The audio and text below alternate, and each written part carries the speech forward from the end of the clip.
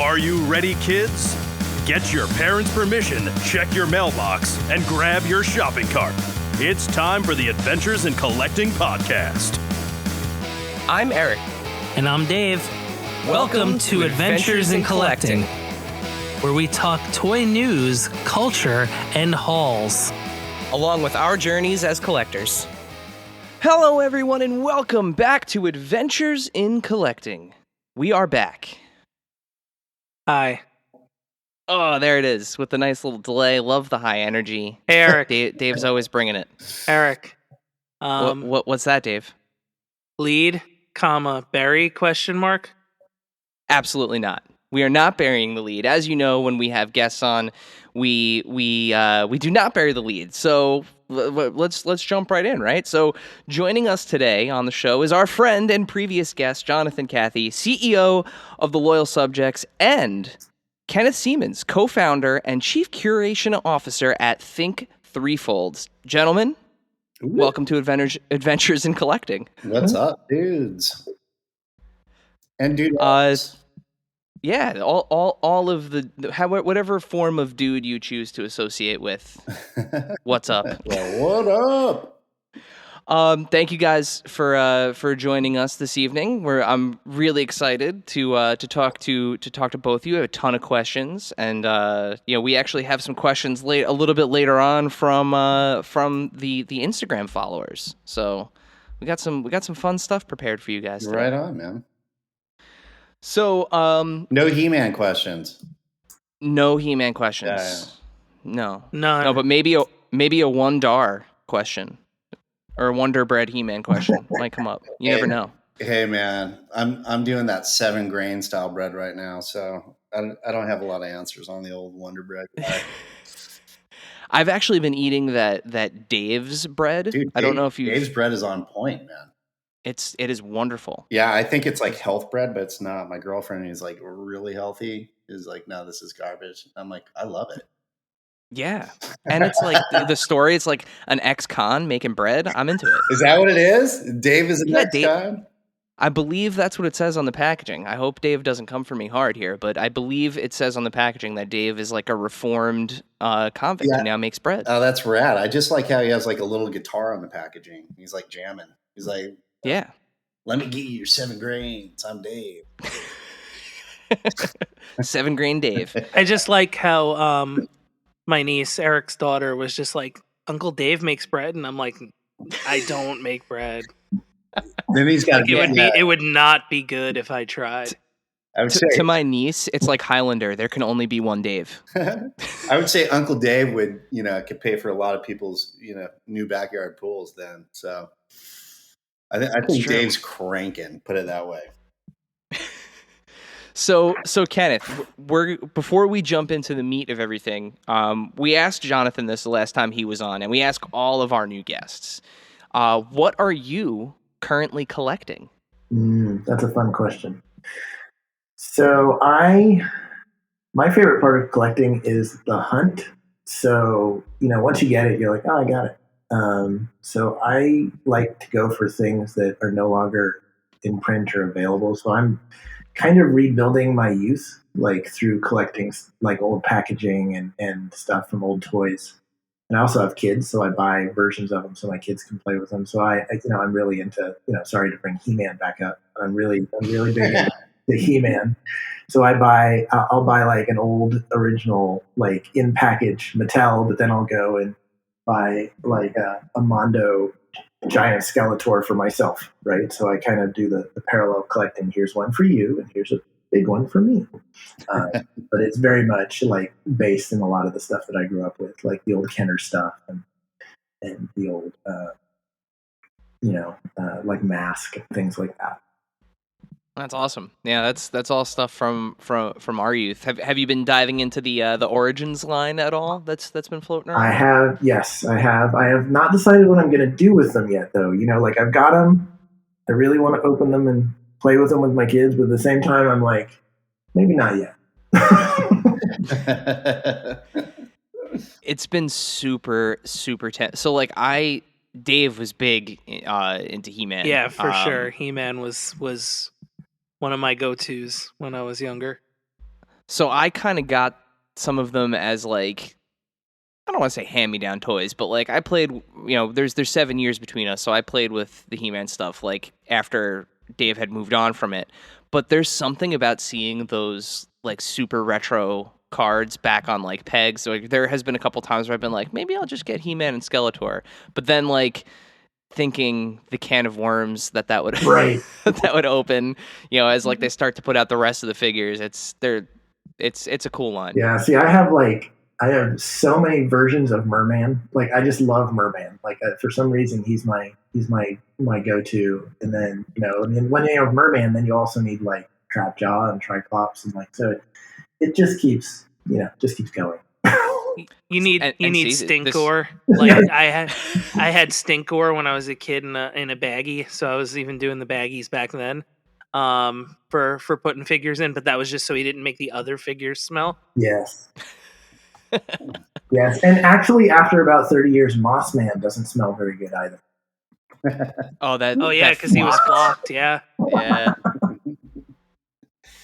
Yeah, I was disappointed though. I saw Panther recently on the shelves, and I was like, he's not flocked. Yeah, that's true. What the flock? Exactly. What the flock? It is an expensive, pain in the butt process. Let me tell you, from a manufacturer, and it's insane. So it's basically filling a room with microparticles. It's like a crazy, crazy process. I know people love flocked, and they love sort of those really sort of metallic feels. But the process to make that stuff is insane. So you're telling me when we did Gizmo, you filled a room with fur and just ran through it, holding like kind of, yeah. Every single one that came out. It's like furry glue particulate that just comes flying out of a gun, essentially. Well, it's one of the big 3 variants, right? You have flocked, glow in the dark, and vac metal, right? Those are the 3 key variants in any toy line. Right. Yeah. Well, like metallic PMS calls are one thing, but like electroplating, that's sort of a crazy process as well. So I'm not surprised that Mattel, it's really price sensitive, but I'm not surprised that they didn't do that. I'm sure they'll have something for Comic-Con that could be, a little bit more realized like that. But flocking in the 80s, I mean, they flocked everything, man. They flocked socks. And they flocked your fingernails, man. Flocking was like a big deal, but now maybe not so much. Only the loyal subjects does it. Everyone else can go flock themselves, right? That's basically what you're saying. The punniness is so up my alley right now. Seagulls, guys.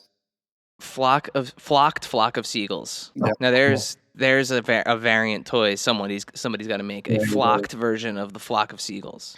Well, we might be dumb enough to make that toy, so just Oh man! All right, so Kenneth, tell us a little bit about you got into the fact that you're kind of rebuilding your childhood through the collection that you're working on now. But tell us a little bit about your history with toys professionally and what Think 3Fold and Collection Obsession is doing right now. My history with toys. Well, I played with toys forever. But no, so I actually used to work at Walmart. I was the director of design for in-store. So I worked with a lot of the buyers on what it meant to like turn the store into specific looks and what the department looked like, and kind of helped them do the best that they could do, like from a merchandising standpoint. And I also worked very closely with a lot of the movie studios when it came to time for them to kind of try and do big entertainment programs. I did that for a number of years. Got really kind of into the toy and the entertainment and the electronics and those kind of spaces, just because I love the product, so I just naturally gravitated to it. Then a few years back, left to kind of start my own thing, take all the rules that I'd written like as director of design and kind of threw them out the window and said, I'm going to start a creative agency and do this all on my own. Like, now that I wrote them, let's break them. And then tried that for a few years, and then we kind of evolved into what became I think 3Fold, which is really kind of where the gaps were from the creative side, trying to come up with these really cool ideas. I realized the ideas fell apart when there just wasn't really the items weren't strong enough to support it, right? Like when you have this cool idea around like Avengers or something, and then the items are just not exciting or new or fresh.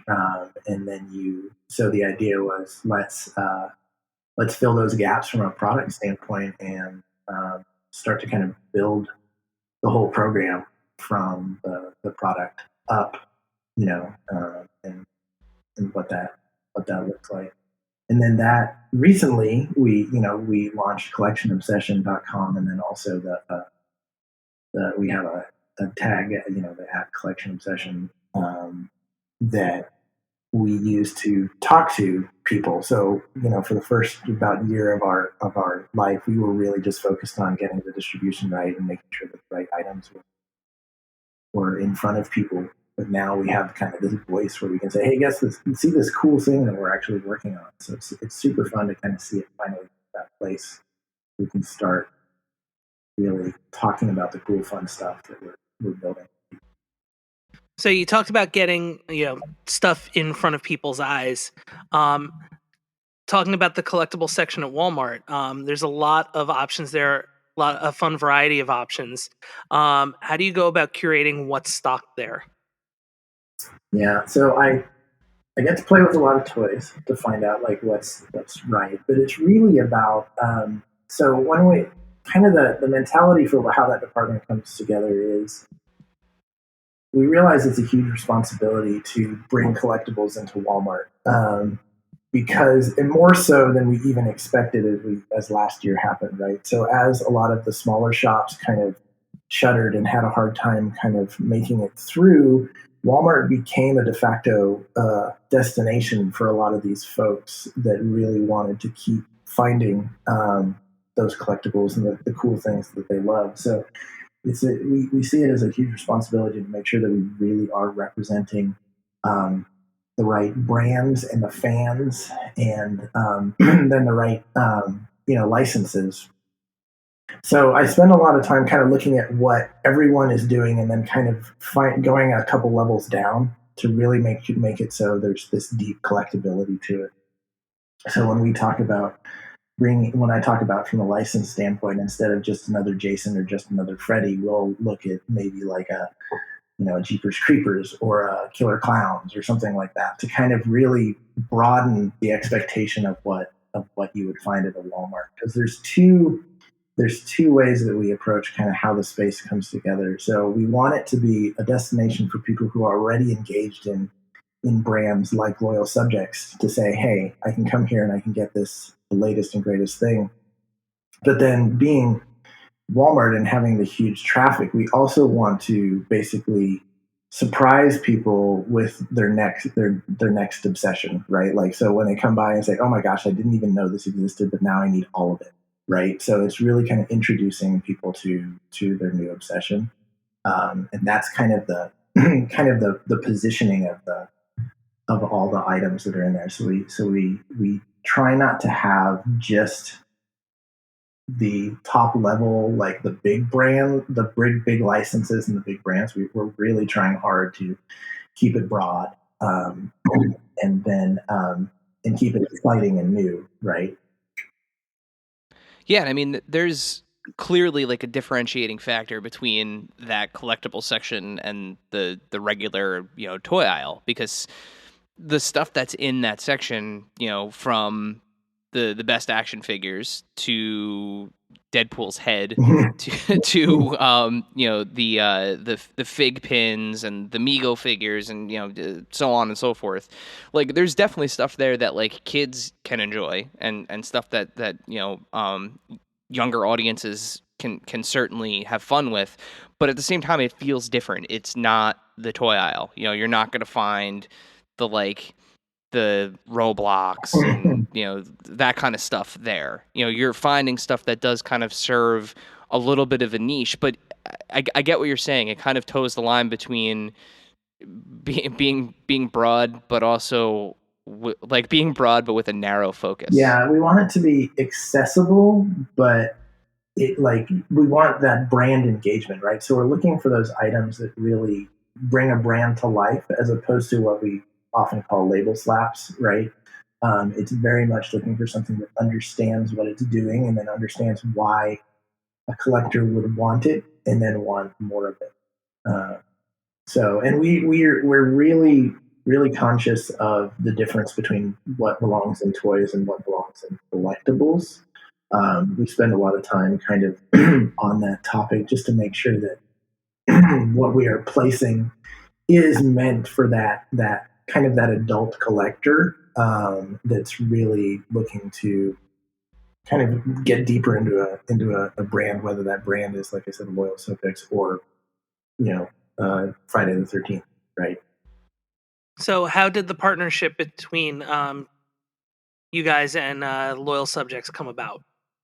So we there was a rep agency that was had Jonathan in town in Bentonville, Arkansas, which is where Walmart is, and he was in town doing a pitch to the Walmart toy buyer, and they just swung him by and said, "Hey, you guys should talk," and that was really it. I don't think there was any really preamble or anything like that. And then this was back when I was still in the creative agency side.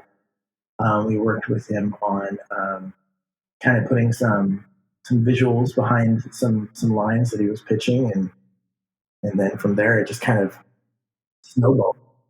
But yeah, if I could add a little bit to that story, it's like, it reminds me of the band days when, when I was a kid, I was going to Santa Monica City College and, just a little young punk, and Mikey Eisinger from Incubus was going there. And then all these other guys were going there. And actually Mickey, the bass player of what became the band Maroon 5, he was going there. And it's just one of those things where you just like meet like-minded people and you're like, oh, okay, yeah, let's start a band. Okay, yeah, let's play. All right, let's do other stuff, So there was that kind of vibe with Kenneth and team when I met him, where it's like, okay, kindred spirits. These guys are awesome. They totally know what's up, and it's good to jam with them. So it's when you're creatives, you just kind of know that vibe when you see it and you meet the people, and you're like, yeah, I totally want to go on this journey with you. I love that analogy because I've been in and out of bands since I was in my teens, and I get that kind of vibe from the toy community in general. Like, just sending a DM to somebody and being like, "Hey, I really like what you're doing. Like, let's talk about it more." Pretty much everybody is like, "Sure, let's do that." And it does kind of have that feeling of like, like you're sitting in on somebody else's session. It is a great aspect to this community, and I love that it kind of exists at the top, like where the toys are actually being made and distributed, all the way down to like, the people like us who are sitting in our attics and talking about the stuff that you guys are making. So it's really cool to hear that is that's part of the culture there too. Yeah, everything starts with, energy and vision and, being on the same page and a willingness to explore. So that's where all the magic starts from.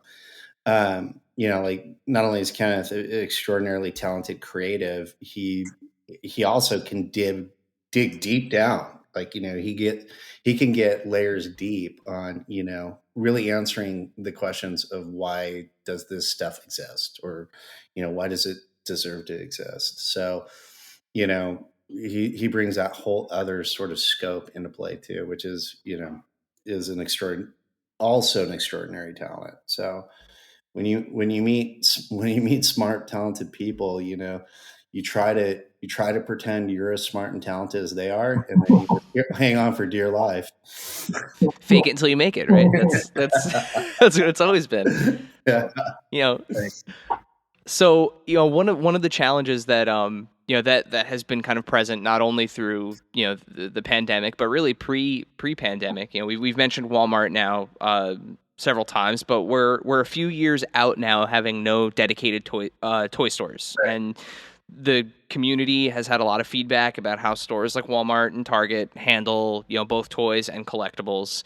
And, with you guys being so involved in kind of the larger scope of things, how are you dealing with the challenges of not having a dedicated toy store to turn to? I could answer. I hope that things like KB and Toys R Us come back, just because they're giant sort of laboratories for toy. You get a lot of just off the wall, sort of wild ideas in there. And I think that's really good for the industry. And there's just so much shelf space that you can make things that, are the size of an elephant down to an ant, right? So it's just this, crazy Imaginarium, goes big or small as you want to. And these sort of like those specialty, toy only stores could support that.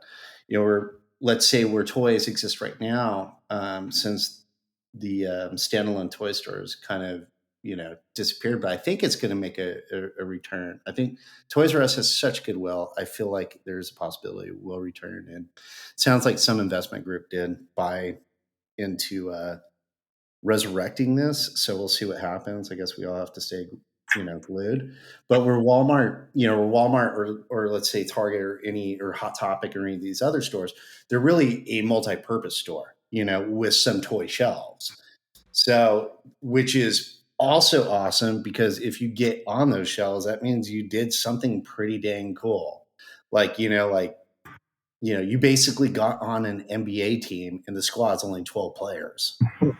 Yeah, that's a good way of putting it. It is like a unicorn to get to the store. So you're on to something when you get to those stores, which is awesome. But like the kid inside of me, it would be all over having that.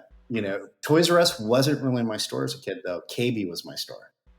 Same. Yeah, we were big KB kids. Yeah. Well, so it'd be cool, man. But so, Kenneth, what do you think? Yeah, I mean, I'd say from my side, like, one of our biggest challenges being in this position with Walmart is convincing Walmart to take this department and run it like a boutique versus how it runs like the toy department, right? Like, so it's a completely different model how a mass retailer runs toys versus how we are managing and helping run this collectible space in the way that we're putting the assortments together, how everything works on the shelf, how there's new items coming in fresh waves, as opposed to like you have an item that has to live there for 6 months and it's just like, 50,000 units of Casey Jones, right? Like, so it's really, I think that's part of that our answer to that challenge is bringing that mentality and that thinking of what people are looking for in the boutiques into Walmart. And it's unexpected and it's getting a lot of really good reception even within Walmart, which is not what we expected when we started it.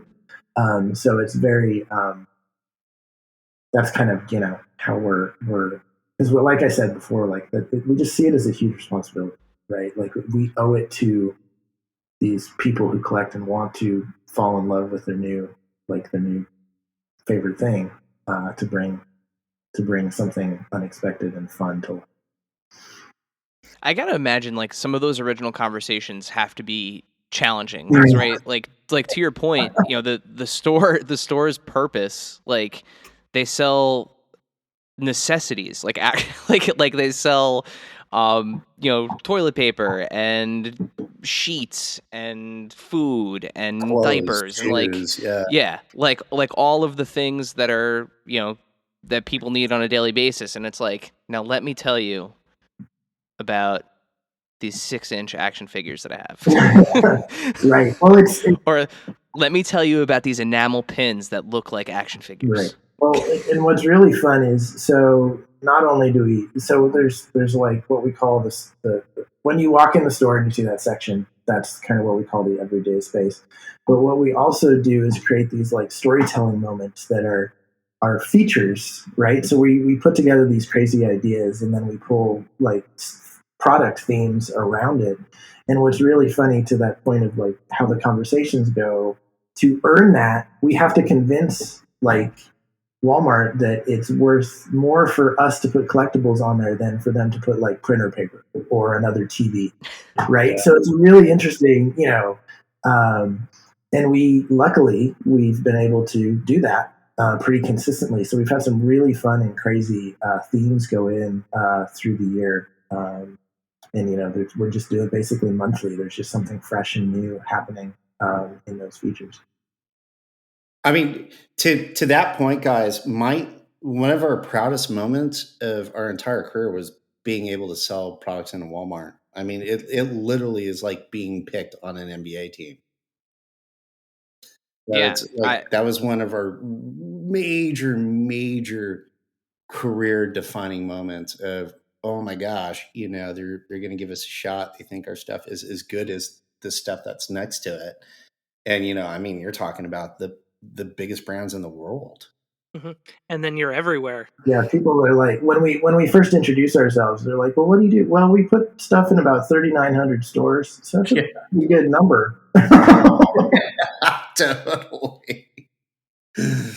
Yeah, no, it's amazing. But, again, it's aligning with that spirit of, okay, how do we make great experiences and how do we tell the story? And as Kenneth was saying, it's like, how do you get all those different layers, not just the top layer of the skin, but all the way to the heart, right. And that's the most important. So the Little Subjects has always cut our teeth on storytelling and really kind of being true to the properties that we're, being trusted with, procuring and telling that story succinctly. So our whole identity has always been, okay, these are great characters, these are great worlds, these are great stories, and we want to tell it as authentic as possible, and then connect people close enough so they start telling their own stories, and then their imagination takes over. So when a customer's imagination sort of intercepts the idea and then it really becomes their thing,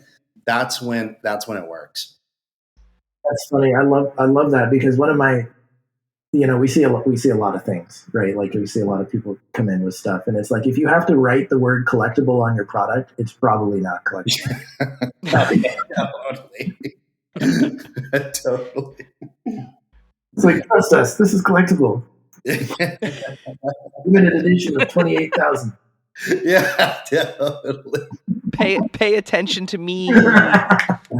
But collectibles have this weird range now. I think Funko just blew it out of the water, right? So it's like, it does seem that people are diving in on an edition of 50,000 as much as they are on some of these other, edition sizes. It seems like that idea has stretched.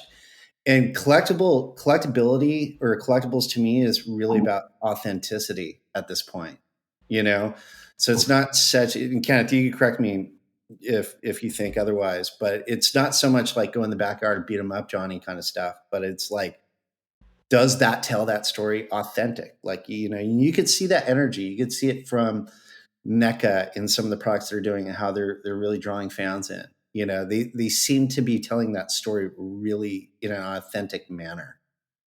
And I think too, it has to do with the intellectual property, with the actual thing. Because like now, people are taking things that you would previously think like would not be toyetic in any way, shape, or form, or would not be brave enough to try to make toys for it.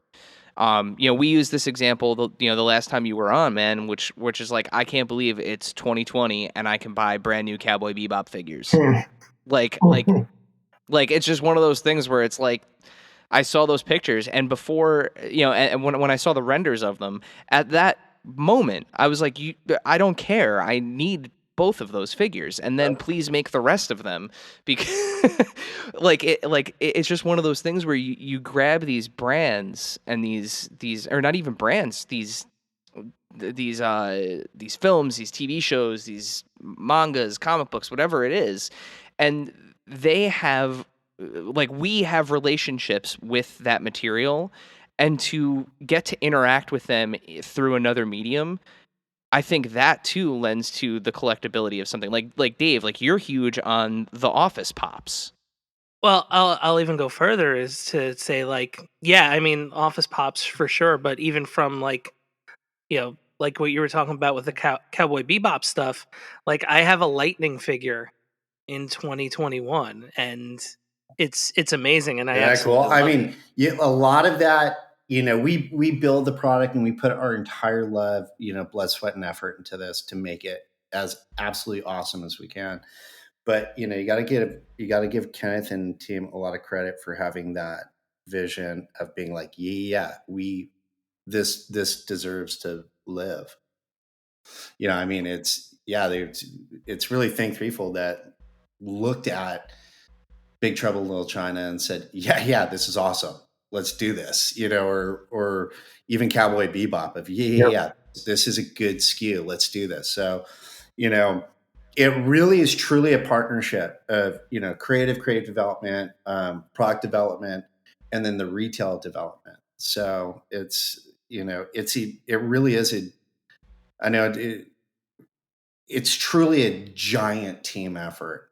It truly is. It's insane. Like everybody is swimming or rowing in the same direction. Everybody, decides that it deserves to live and breathe. So, there's a lot of vision that is sort of shared by everybody that makes it a decision and then allows, essentially you could walk into a Walmart and be like, yeah, dude, Lightning from right. Not, and it's like one of those things too, where it's like not Kurt Russell, not Lopan, right. Lightning, like totally. Yeah, like you'd expect Jack Burton, but like I walked into Walmart and saw Lightning. My girlfriend was with me, and I was like, "Oh yeah, I need this. This is what I was talking about." That was a collaborative choice. Yeah, I mean, Kenneth has as much weight on that choice as we do. Yeah. So speaking of choices, these are two that are awesome. Let's talk about flipping the idea of Easter eggs into xenomorphs. And Kenneth's fingerprints are all over that one. and then of course the WWE Garbage Pail Kids. So Garbage Pail Kids. Let's talk a little bit about these. Well, I think Kenneth should lead that one because both these are Kenneth's brain children essentially. We execute them, but it's really his vision on this. Yeah, they've been a ton of fun. The Easter eggs have been amazing. It was kind of one of those things like, what if we did this? And it just kept going. And then we're like, oh, we're doing this. And it was just a ton of fun. Like, as we were looking at, so when I was talking about kind of, we put together these feature things monthly, right? So we were working on what we would do around Easter, right? And so I said, well, what's the pop culture? What's the slightly irreverent skew on Easter that we could do? Because that's kind of what we do when we're pulling these themes together that are holiday based. So, the first thing that came to mind as we were looking at it, I was like, okay, there's alien eggs. I'm a huge Alien fan, right?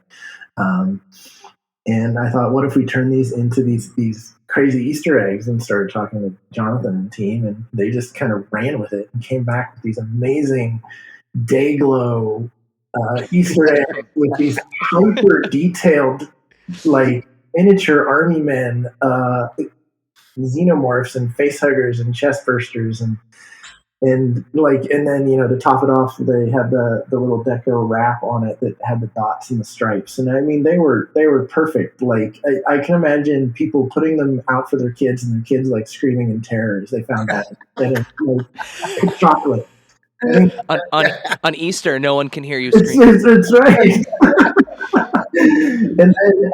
And then we tried really, really hard to get the outer wrap. We sold them in 4-packs, and we tried really hard to get on the outer wrap and put bunny ears on the xenomorph, but not get that approved, unfortunately. We so tried to sneak that past. They even rendered it, and I still have that, so I will save that. They were okay with the day glow, but the bunny ears they were totally too far. Cool. They were totally cool with selling aliens at Easter. And it's really awesome. Just because, I mean, and it's been super successful. Like people have loved it.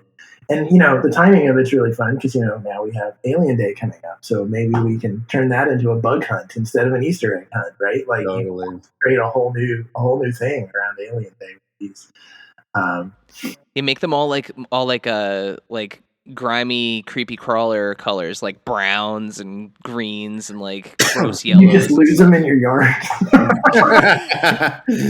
Just become yard fixture. I mean, the whole idea of it being loud was kind of, harkens back to 80s toys about, how loud they are. Yes. Yeah. So it's like, and then we wanted to make them as like cool army men so you could actually set them up on your desk and things like that. But yeah, that was a great collaborative, sort of brainchild or brain trust, and super fun. The whole idea, it's, this isn't your average Easter bunny. It's essentially a virus that's going to rip you. and hey, little kids, what's inside, Oh, a face hugger? Gee, Dad. Perfect. It's perfect. So what about the kind of resurgence here of Garbage Pail Kids? Like we're big WWE fans here. Like it's no secret we're big wrestling fans here. But how did you guys get the Garbage Pail Kids involved? That's another brainchild between Kenneth and Tops. I mean, total mind meld. Yeah, so I'm a huge Garbage Pail Kid fan. Like I have been ever since, I had the collection as a kid and, had teachers tell me to stop sharing it with other kids. So it's just one of those brands that I've always loved. I've been like a little bit of like, I wouldn't say like I love it like in the closet because I'd wear t-shirts and stuff with it on all the time. And I actually met the guy who runs the license for Tops at licensing show one year because I was wearing a Garbage Pail Kid shirt at licensing show, and he sat behind me in one of the meetings, and he pulled me aside. He's like, "Hey, can I get a picture of you with your t-shirt?" So we just kind of started talking, and we hit it off, and as we just kept talking about what Garbage Pail Kids is, where it's going, and stuff like that. And then as we were working on, once again, one of those feature programs, we were working on a WWE one, and there just wasn't enough product to make the story work, right? Like, so there just wasn't enough to pull together and say, okay, this is worth a feature. So, Tops does mashups of pop culture. Like that's one of the things that they're really good at with Garbage Pail Kids. So like they even did like Bernie Sanders and mittens as a Garbage Pail Kid, just like so they are on the ball. And so I looked and I was like, hey, you guys have WWE. Like, what if we turned these into figures? Because there hasn't been a ton of 3D of the Garbage Pail Kids. Funko's done it. They've done their mystery minis of it. And then, there were some really crappy ones back in the 80s that were the single colors. And then, there was, I think Super 7 did one. They may be doing more. But this is the first that's really what I call a true to form recreation of what's coming out of that art. Yeah. And so, basically talked to Tops and said, hey, we have a partner that we'd like you to work with. And introduce them to loyal subjects, and I think they already had the WWE license, which helps because it's a co-licensed thing. And then we just kind of went to town, and the sculpts they've done are just amazing. They're exactly what I was looking for. I'm very, very picky on these, right? Like, so this is, like Jonathan said, this is my baby when it comes to like creating a thing. It's like something I've never seen and always wanted. So I'm really excited to see how they came to life. And I love that we started with the WWE, and then, the potential for that mashup opportunity is huge to kind of do stuff that's still really relevant, but also it's cute and ugly and gross and all the things that you want. Right. And then even the core Garbage Pail Kids, we can have a ton of fun with those as well. So it's got a lot of legs. Yeah, and they look like they leapt right out of the cards too. They really do. Yeah, they are. Yeah. I am very, very proud of how these came out, and it's a really fun one. Like, you talk about the conversations with Walmart, and we love we love our lead buyer, and it's really fun showing him stuff like this because there's an element of like, what? What is this? But he got this one so quickly. It was amazing. Like, I expected there to be so much more of a struggle with this, and he's like, "Oh no, I get it." And so it's really exciting that it's just a really exciting one to come to life. Yeah, just to extrapolate on them popping out of the card. Yeah, that was Kenneth's concept. It's like, hey, how do we, we put them on a base with that classic ribbon with that font, and then there's a background. And the idea was like they were essentially popping out of the card. So it was, for us, super fun to execute on that. But yeah, this the mind meld that Kenneth has with Topps, it's like E.T. and Elliot, dude. They are locked. Yeah, definitely more to come in that line. For sure. Yeah, those are really cool. Like, as a wrestling fan, I'm looking forward to seeing those in real life. Now, Jonathan, we talked to you about Best Action last time, and it was just as Best Action was launching. How's the line doing so far? It's doing great, man. It's like there's always this like hesitancy with your core audience of, oh my God, they're doing something new. Oh my God, the company's going to be destroyed. But for us, action figure is like the holy grail. It's obviously something we grew up with as kids and something we wanted to do and something that we had a core competency in. And we wanted to do something that was like our own creation. So in our own scale, our own world, we always use that idea of Super Smash Brothers, of just like putting a lot of rad characters in a world. Like, on my desk right now, Ace Frehley's jamming out with Slash, Sauron's the lead singer, and Spike Spiegel pointing a gun at something.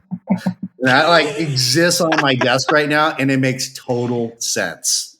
So that's what it's supposed to be. It's supposed to be this sort of like, great mashup world of action figures all on the same scale. So we're extraordinarily proud of it, and the response has been insane. Definitely at retail, it's been cranking.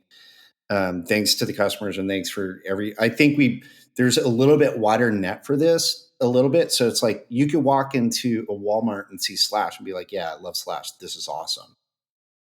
In the way that we've always put it, it's like they're $15.96 or something on shelf. Like, go in, buy an action figure or a slice of pizza and leave. Like, that's a pretty good self-date. Treat yourself. Yeah, we are the ultimate self-date product. So, but it's going excellent. We have a lot of lines, a lot of characters, a lot of figures, lined up. Sales are excellent, and people are really connecting to it. So, extraordinarily proud. And again, it's really an effort of just so many people, our creative team, our sculpting team, our team in China, they kick so much ass, and I'm literally humbled every day that I get to work with these people. I'm always absolutely inspired by everybody that is Team TLS in the TLS ecosystem. I mean, again, it's, I oftentimes say I'm the least talented guy in the room. So I'm just like, keeping my head down, making sure nobody notices. So the last time you were on, we had discussed kind of a little bit of the future for the line. You had mentioned, Aang from The Last Airbender, and that Ace Frehley was coming, and we've now and Buffy and Angel, and we've now seen those figures. We're starting to see pictures of them. We saw the shots that the Loyal Subjects posted on Instagram. And then we saw, of course, those awesome renders for the I can't believe, again, put this into the category of the I can't believe we're getting this figure this year. Beetlejuice, the animated series, which also not only can't believe we're getting the figures this year, but I looked it up and I couldn't believe that this is the first time there has been animated series Beetlejuice figures. Right. Crazy. Yeah. And then of course, the once again wildly popular, never goes away Teenage Mutant Ninja Turtles figures. Yep. When can we actually expect to see those start to hit? Those are hitting at Walmart. So those will be part of one. Those should launch with one of our features, I believe, in July. Yeah. We have a feature going into stores that's themed around Saturday morning cartoons. So awesome. That's the storytelling behind that one, and they are definitely a lead in that. Dude, they're so rad. The Beetlejuice figures. The Beetlejuice are amazing. Those sculpts they're just amazing. Yeah. One can never have, if you are a Teenage Mutant Ninja Turtles fan, one can never have enough Ninja Turtles, and it's age agnostic. Like I just got for Easter for my daughter, who will be 6 in September. I got her that Playmates movie set that has the 4 movie turtles, Super Shredder and Splinter. That's and like cool. We were sitting there busting open like the weapons tree, and like I'm going over all the stuff with her, and she absolutely loves it. And it's so now cool. is like a permanent staple. So like the fact that there will be, smaller animated turtles out there, that sold. It's perfect. And then, forget it, Beetlejuice. It's just I can't believe that those figures are going to exist, and I can't wait to see them in person. Oh man! And like the Gremlins too. Dude, the Gremlins are sitting on my desk right now. Actually, one of the guys that works with the Loyal Subjects in Kenneth's team, actually, it's like a really good friend of Kenneth. He's a badass skater, and I was just teasing him that Stripe was like stealing his curbs. He's encroaching on his territory. He needs to step up. Yeah, but it's funny. He has this awesome like video of him just shredding it, and he sent me this video, and he's like, "Yeah, I skate," and I was like, "Okay, let's check it out." And he's just like, handrail, double kickflip, 10 stairs. I'm like, oh my god! but can he skate while holding a chainsaw? That's the real question.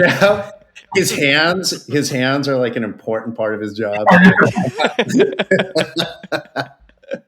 But if anybody could pull it off, I bet he could. So we've seen the recent past and the present for Best Action. What's next after this? Best Action is kind of like a never-ending story, right? It's everything that releases is ... So you're making Falcor, is what you're saying? It's a never-ending. Should Best Action Falcor. Yeah. There's got to be some rights problem with that because there's zero stuff out there on it. I'm sure there's something wonky going on in that world. But yeah, the Falcor would be totally welcome in the Best Action universe. But we're also working on some really fun like lower price point items that are really cute and fun.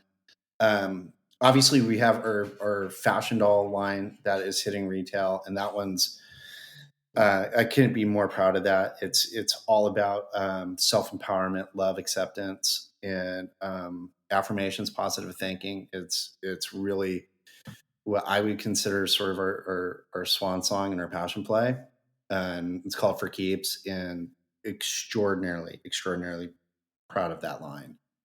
And then, so we keep building. We keep on doing these, Kenneth is so filled with these brilliant ideas. So it's like, we try to execute on some of his concepts that he brings to the table. And then, we got this really cool thing cooking that is like kind of like a vintage play set.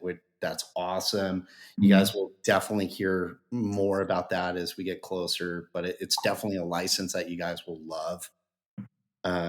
Awesome. It's so killer, and probably in about a couple months, hopefully we can start leaking some info on it. But yeah, there's a lot of garbage pail kid figures that are in the pipeline right now. I mean, it's just about growing the experience and telling the story, and trying to bring people into our world of fun and pop culture and enthusiasm and passion and play. And, we always encourage our collectors to play, tell your own stories, flex your imagination. It's okay. Just because you're 35 to 50 doesn't mean that, you're dead. I mean, it's okay to play, I'm glad to hear I am still living. Yeah, me too. But there's this idea that, we encourage people to be as silly and immature and awesome as humanly possible. So, if your wife catches you back in the backyard in the sand pit, doing pew pew noise, don't be embarrassed. Be like, hell yeah, I'm doing that. Oh, you mean when I was lighting things on fire in my backyard to have actual fire in photos with dragons that I was taking a few weeks ago? Yeah, exactly. Just make sure you have a fire extinguisher in there. Yep. Had some water. We were good. It was a nice wet day, so I didn't have to worry about any New Jersey brush fires. I wasn't gonna cause any problems. We were good. It was good. It was controlled. Love it, dude. Love it. So this portion of our call, before we wrap things up, we'd like to throw it out to our Instagram followers. We posted a story asking if anyone had any questions, and we have a few. So would you care for some surprise questions? Yeah, throw them. All right. So Dave, do you want to do the first one? Yes. I am always terrible at reading the handles, but it looks like @CodyMedaw asks, are there plans for more Garbage Pail Kids WWE figures? And I know we briefly mentioned this before. Yeah, that question goes to Kenneth. Yeah, I mean, there's definitely going to be more Garbage Pail Kids, and there will probably be more WWE. It might not be the next thing that comes out of GPK, but it's definitely something we want to revisit. Here, I'll rephrase that even a little bit. So the first four are all legends. Do you see any thoughts for any more modern WWE? I would say if you look up and see what cards Topps has already done wrestlers of, that's probably a good hint at what might come. Yeah. Good call, Dave. That was a good call. Thank you. All right, next one. So this one is multiple people have asked this. Will we see some of the Wave 1, the early Best Action figures? Will they be made available again in the future? So I think people are asking for the Slashes and Gene Simmons and some of the Naruto figures. Will they be made available again in the future? Yeah, I mean we have a full music peg that's going into Walmart where it's a little more diverse. We updated Slash. We put a wallet chain on him, his bandana, and we actually he comes with 4 different colorways of his guitar, so there's another reason to go hunt Slash. It's pretty badass. And then Ace Frehley's now in the mix. He has 2 guitars that he comes with. It's such a beautiful figure. And then, filling in a little bit later in about a couple months is Ozzy and some other stuff. But yeah, Walmart's the spot. Go check it out. And then for Spike Spiegel, we updated him. We updated his hair sculpt and we put in 2 heads. So you have 2 separate portraits that you can use. And there's going to be some of that in the reprint on the Walmart. But, the kind of idea is if it's, as long as people are buying it and people are loving it, we'll keep making it. Awesome. At Super Game Boy ADV asks, if you could work with one property that you haven't worked with yet, what would it be? Kenneth, go for it. Oh, I thought that was for you. Oh, that's a. It could be for both of you. Okay, it could be an answer from both of you. Okay, I'll do my wish list. You do your wish list first. I'm gonna go. I want to get some stuff out of some horror vaults, right? So I want a line of figures from the original Creepshow movie. That'd be rad. Okay, I'm on board. I want my cake. Exactly. Yeah. Day, or Ted Danson and Leslie Nielsen. Even Leslie Nielsen just in the sand. I think, that would be my box set collection that I want. I think that's cool. I dig that.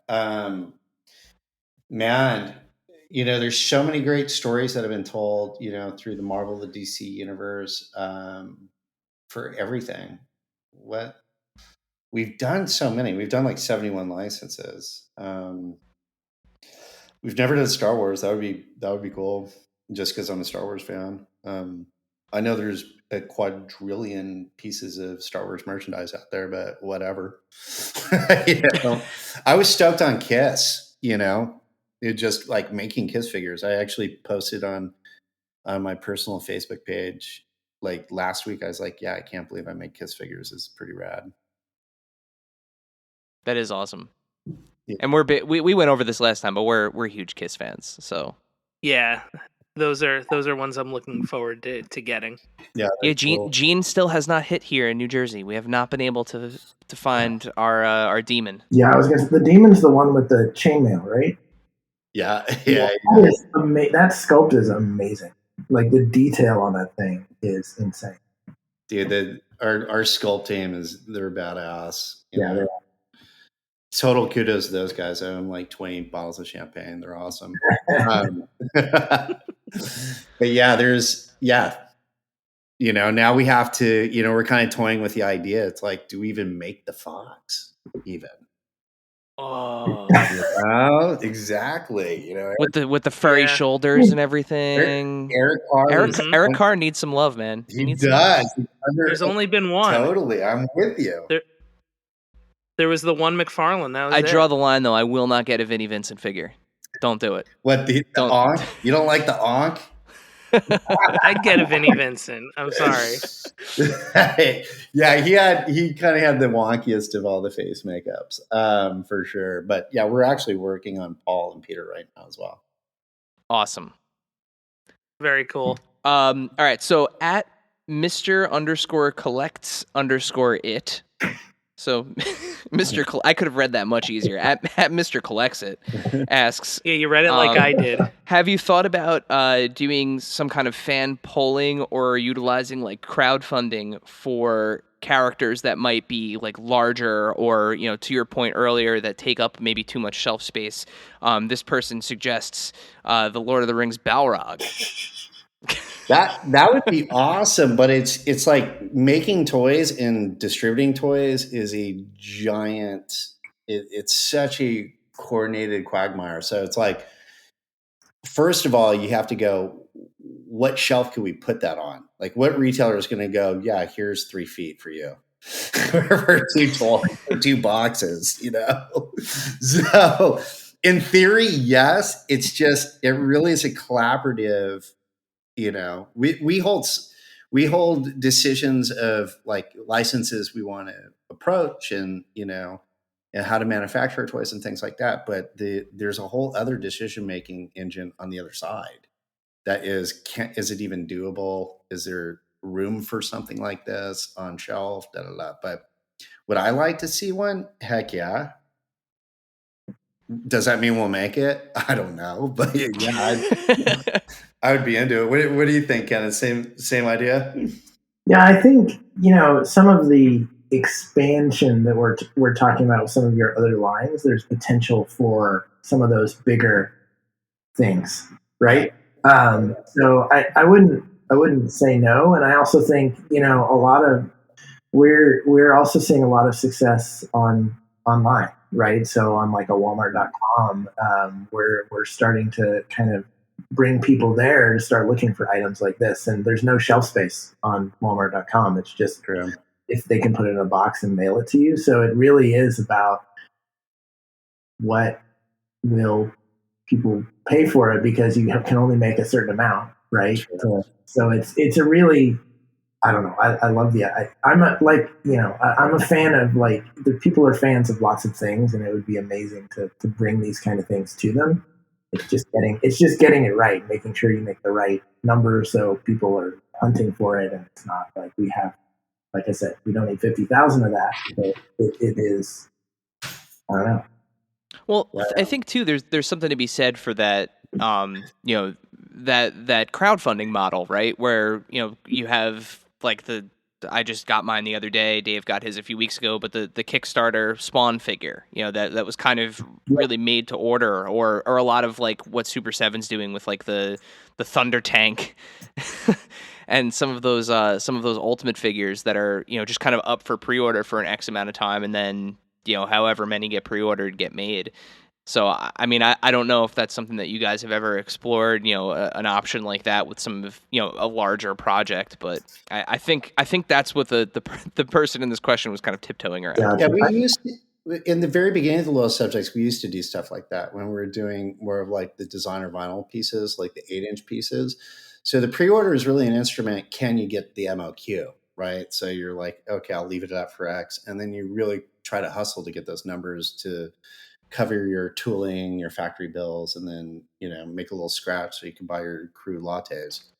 So that was kind of that instrument. So Brian Flynn and the Loyal Subjects came from very similar worlds, where we were, he had his sort of, Japanese inspired, a lot of designer toy ideas in San Francisco, and the Loyal Subjects was, just starting out and doing things with like Upper Playground and Alex Party and Sam Flores and things like that. And that was all pre-order basis, not necessarily like a crowdfund, but you go, okay, we got a month to sell something out so we can get enough units to pay for it, essentially.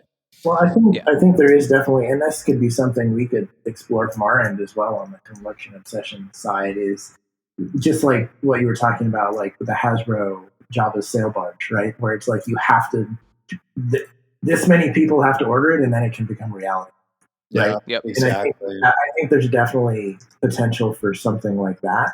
Whether that hits shelves at Walmart, that's probably not going to happen. But if we get people to fall in love with these brands like Best Action or GPK, like the sky's kind of the limit, right? Like where we could do those kind of things. And I think that's why we set up collectionobsession.com like as a resource for those kind of things. It gives us an avenue to do that outside of just within the Walmart world, right?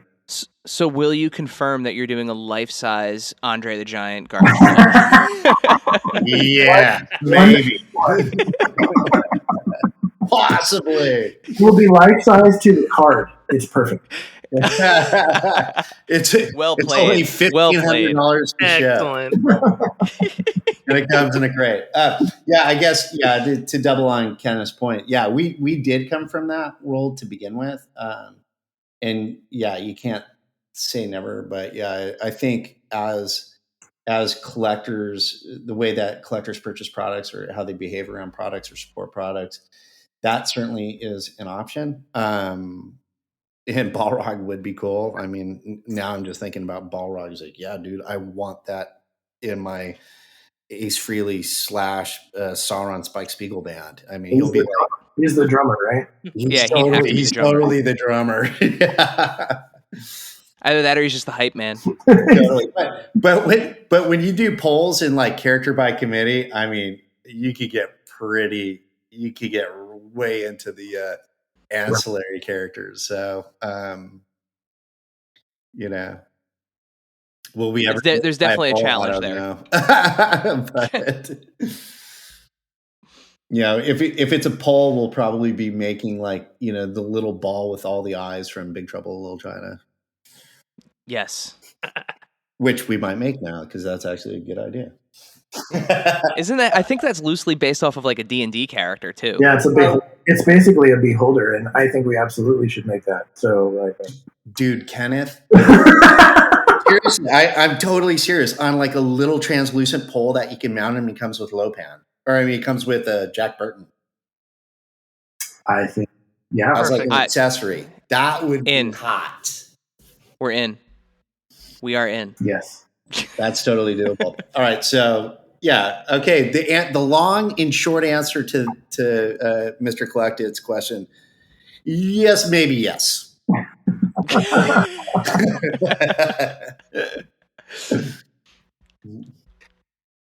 I have the next one here. At Harry0904 asks, Are there any more Animator Collector's Packs coming?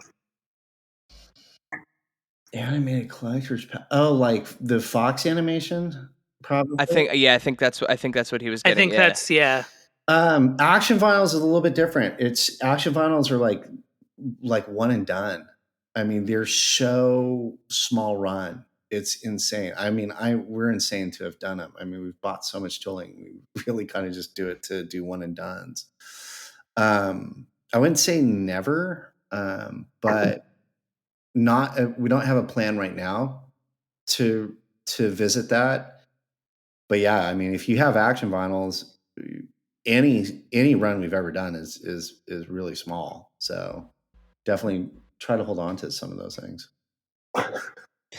So the last question for the Q&A here, and this was another one that was an amalgam of many people asking kind of sort of this question, but you've answered so far with Kiss that you guys are working on Peter and Paul, but is there any plans to complete any of the additional teams, like the Cowboy Bebop crew?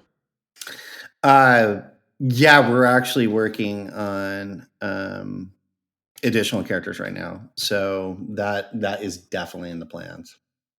Awesome, and that very cool. So that concludes the Instagram Q&A. You guys did wonderful. It was great. Sweet. and now I'm gonna toss it back over to Dave. And we asked Jonathan, we asked you this question last time, but we haven't gotten a chance to ask Kenneth yet. Dave, hit Kenneth with the James Lipton. The Lipton question? I have to prepare. No. Kenneth, what's the most interesting or weirdest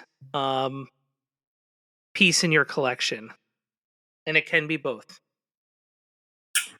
Oh, I have a very... I collect a lot of things. I got to think. 5 hours later. I have a few that I think kind of fit in that. So one of my favorite things that I have, I just haven't figured out exactly what to do with it yet, is I have, we've talked about Garbage Pail Kids a lot. I have about 10 uncut sheets from the printer of Series 3 of from the 80s. Like, they're amazing. Wow. We talked about I'm an artist. At one point, I was actually going to use them as something I put art on, and then I'm like, no, I just can't do it. So I have these. Thank you for not doing that. Yeah, you're welcome. So I love it. What's amazing is, since they're the uncut sheets, front side is the stickers, and then the back side is the puzzle, all solid. Because on the back side they have the puzzles that you put together, and I'm like, oh my god, it's just amazing. So that's one of my favorite things. One of my weirdest ones is, it was, I can't remember what company did it. It might have been Toy Biz, but they did a line of Marvel action figures with voice boxes. They came with little gray voice boxes, and they each had little buttons on it, and they spoke. I don't know if you remember that. I think it was Toy Biz. I can't remember. I probably could roll over and look at it. But so I have one from back then, but the battery is half melted inside the voice box, and it's Venom. So the three buttons would say, like, one said, "I want to eat your brains," one said, "Die, Spider-Man," and the other one said, "Ah," right? Like he does. So no matter which button you press on this one, it says, "I want to eat your Spider-Man," and it just. Oh, Venom. That's funny. Oh, that's great. There's an odd piece and a favorite piece from my collection. Kenneth, you nailed it. Nailed it. Oh yeah, I see what you're talking about. Yeah. Okay, good. I'm glad I didn't fail that test. Perfection. Perfection. Gentlemen, before we let you go, where can we find you on the internet? For the Loyal Subjects, so Facebook, the Loyal Subjects Co., Instagram, the Loyal Subjects, Twitter, Loyal Subjects. everybody beat us to the punch when we're doing all these things. So but we do a lot of Instagram and Facebook for the most part. And then you could go to our website, which is thelowsubjects.com. And you can also find us at walmart.com. Just search Best Action or GPK times WWE and alien eggs and things like that. And you'll find a bunch of cool products up there. Yeah, alien Easter eggs. Alien Easter eggs. Yeah, and on our end, so we're on Instagram and Twitter under Collection Obsession Official is our tag, and then our website collectionobsession.com is where that's the first place to go to find anything that we're working on. And on the Instagram and the Twitter, we monitor it really closely. So we actually had a really fun thing happen recently with the alien eggs. We actually had someone DM us directly, and he was upset because he had shipped his alien eggs to the wrong address and he wasn't going to get it in time for Easter. And so we actually ended up sending him a set so he could have it in time. So we try to be really attentive and responsive on our feeds. That's awesome, man. That is awesome. Very cool. Yeah, that's really cool. Yeah, his response was amazeballs, which always makes me laugh. That's good, man. That's good. love a good amazeballs. That's right. I was like, okay, cool. We got an amazeballs. Well, guys, thank you so much again for joining us on Adventures and Collecting. We're gonna let you guys go back to the rest of your evenings, and we'll keep an eye out for the latest Loyal Subjects goodies at Walmart, and definitely keep an eye on our feed, because as you guys share stuff, we'll make sure that we're sharing it too. Thank you, dear listener, for hanging out with us today. Subscribe, rate, and review us wherever you listen, and then tell your friends to do it. Thanks also to Joe Azari, the golden voice behind our intro. Our music is Game Boy Horror by the Zombie Dandies. Find more about them both in our show notes. Follow us on social media at AIC_podcast on Instagram and Twitter. Stop by and say hi, show us your toy hauls, and share your toy stories. Maybe we'll talk about it in a future episode. Don't try this at home. Void where prohibited and some assembly required. Each sold separately, not a flying toy. Consult a physician if your toy run exceeds more than 4 hours. This has been a non-productive media presentation. Executive producer, Frank Hablawi. This program and many others like it on the Non-Productive Network is distributed under a Creative Commons Attribution Non-Commercial No Derivatives license. Please share it, but ask before trying to change it or sell it. For more information, visit non-productive.com.